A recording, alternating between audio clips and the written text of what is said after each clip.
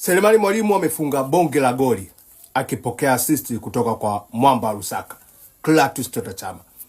Goli alilofunga Selemani Mwalimu ni magoli ambayo tunashuhudia Ulaya yakifungwa. Yaani Ulaya ndio magoli haya yenye viwango vikubwa yanafungwagwa Ulaya.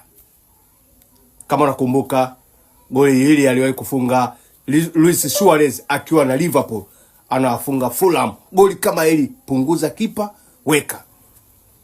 Goli kama hili kashafunga sana Cristiano Ronaldo akiwa Real Madrid, akiwa Al Nassr, akiwa Juventus. Goli kama hili kashafunga sana Lionel Messi. Goli kama hili kashafunga Lamine Yamal.